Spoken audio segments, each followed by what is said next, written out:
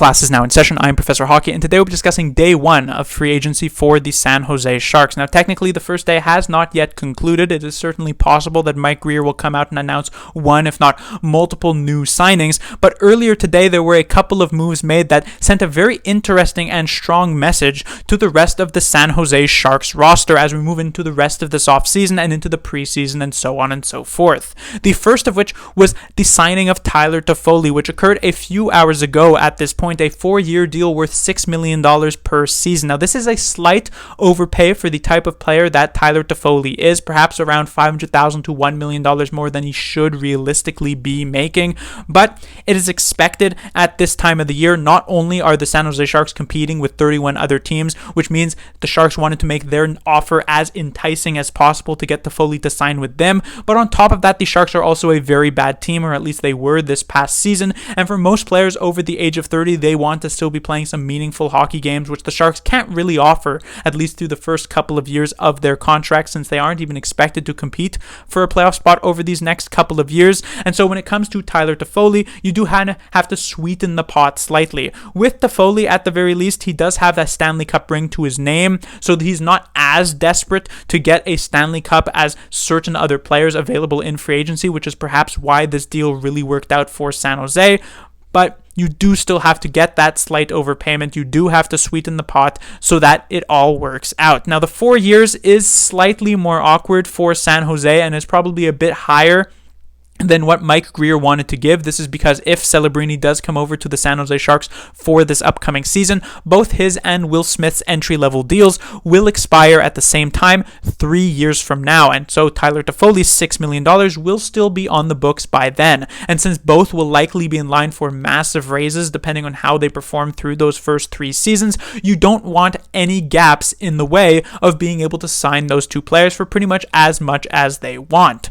However, having said that, the reason that that's still not that big of a deal is, first of all, the fact that the cap is expected to continue to go up over these next few seasons as long as nothing disastrous happens like it did a few years ago. And so by then, it could be up at $95 to perhaps even $100 million. And then on top of that, Tyler Toffoli's 4-year contract now is the only contract on the entire San Jose Sharks organization that is lasting longer than 3 years. So his relatively small $6 million probably won't mean much in the grand scheme of things by the time 3 years are up. Obviously, it's difficult to predict the financials into the future that far, but it shouldn't be that big of a problem. And Tyler Toffoli definitely fills a niche that the Sharks did need to address, as it really helps improve a Sharks top 6 that they technically could have gone into next season without having addressed, but it is all the better with Tyler Toffoli's presence there. You see, it would have been a top line of, let's say, Eklund, Granlund, and Zetterlund, but then your second line would have been something along the lines of Smith, Celebrini, and then someone like Klim Kostin in that role. Klim Kostin proved himself to be a solid enough forward in the short time span at the end of last season, but has proven himself otherwise to be relatively inconsistent throughout his career. When it comes to Tyler Toffoli, he has been a 30-plus goal scorer multiple times through his career, including as recently as last season, with 33 goals, 22 assists, and 55 points. So his presence on a line with either Celebrini or Smith, or both of them, their playmaking along with his scoring ability would help them accumulate more points, which will help them accumulate more confidence, keep morale up in a season that will otherwise be filled with likely a good amount of losing. And so that is something that is good to do. You help keep them in a relatively positive mindset, help keep games closer. Tyler Toffoli, I think, was a solid signing from Mike Grier. Then we move on to the other one. Here we have Alex Wennberg, and this is one that I disagree with a bit more, and that's not because of the financials. If you take a look at this 2-year deal, $5 million per season, it is quite clear that Wennberg is not worth that much. He is an okay offensive third-line center with some decent defensive capabilities, 10 goals, 20 assists for 30 points, but $5 million, I don't think any other team would have given him this, or at least no competitive team would have given him this, but it really doesn't matter considering it's just for 2 years. The Sharks, their cap space honestly isn't going to be much of a factor at all until 2 years from now when Wennberg is off the books. So really the only person who will actually care about this contract financially would likely be the Sharks owner who has to pay it out. It is not the financials here that bother me, but it is instead the message that it sends to the rest of the team and the amount of bloat that it continues to create in the Sharks' bottom six. Now, first of all, This seems to imply one of two things. The first of which, potentially, is the fact that Celebrini might not make the jump over to the NHL next season.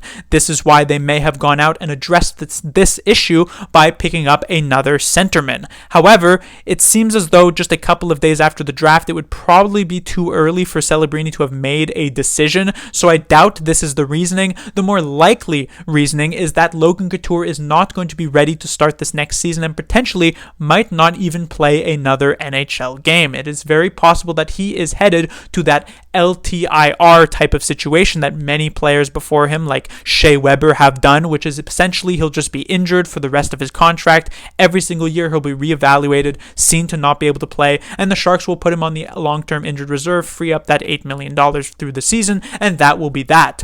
And so if Couture was not expected to play, bringing in Wennberg to be a solid third-line center does make sense in a vacuum. But the reason that I bring up this bloat in the bottom six is that with Wennberg as your third line center and Nico Sturm as your fourth line center, you leave yourself open with just 4 slots at the wing in the bottom six, with a ton of players to fill those slots. I mean, just in terms of proven NHL guys, you've got Dellandrea, Grundstrom, Cunnin, Goodrow, and Klim Kostin. That is 5 players for just 4 spots, and this isn't even mentioning the young talent that seemed ready to be able to make the jump to the NHL, like Bordeleau, Afanasyev, Gushin, and someone like Colin Graf as well.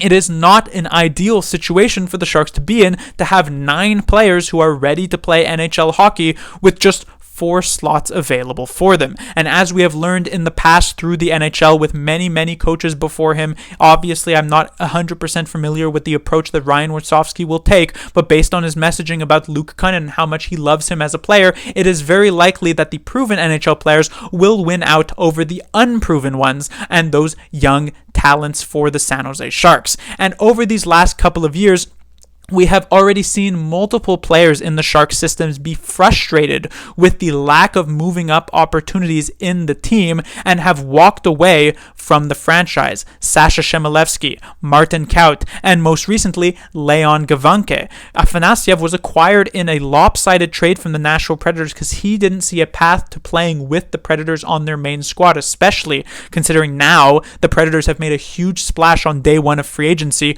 If Afanasyev doesn't get that chance with the Sharks, it's very likely he walks to the KHL and the Sharks just lose him for nothing. Gushin had rumors last season that he might be headed to the KHL, and while he himself did deny those rumors, where there's smoke, there is fire, and the fact that he just put up a close to point per game AHL season on a pretty bad San Jose Barracuda squad, and in the short amount of time he's had at the NHL level, 6 games, he's put up 4 points, including 2 goals, shows that he wants to be able to make that jump, and he might not get the chance.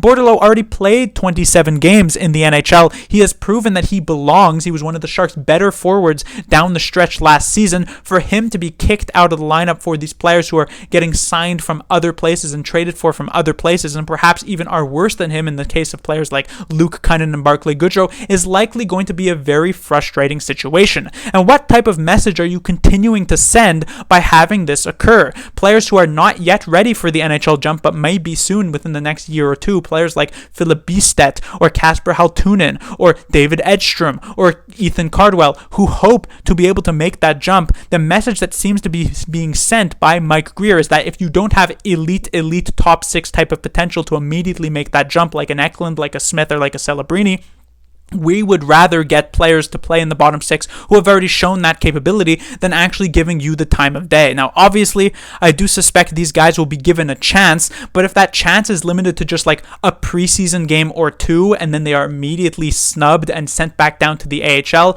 I imagine that will create a lot of frustration, and I would not be surprised if a couple of these players either completely walk away or demand a trade at some point, and it's just not a great look for an organization that wants to be able to keep as much young talent within it as possible. You know, Dellandrea and Grundstrom are nice in the short term, but in 5 years from now, are they really going to still be a part of the Sharks organization? It's technically possible, but somewhat unlikely. But a player like Thomas Bordeleau, given the time of day, given a full season or close to a full season for this upcoming year, putting up 30 to 40 points and starting to build off of that, that's the type of player who you can see with the team still 5 years from now into the future. So it is not this Alex Wennberg signing signing that I think in a vacuum is particularly bad. It's an okay move if the Sharks really truly believe Couture is not going to play for this upcoming season, but it is the message that it sends that Mike Grier is much more willing to fetch elsewhere for his bottom six talent compared to actually looking inward of the organization.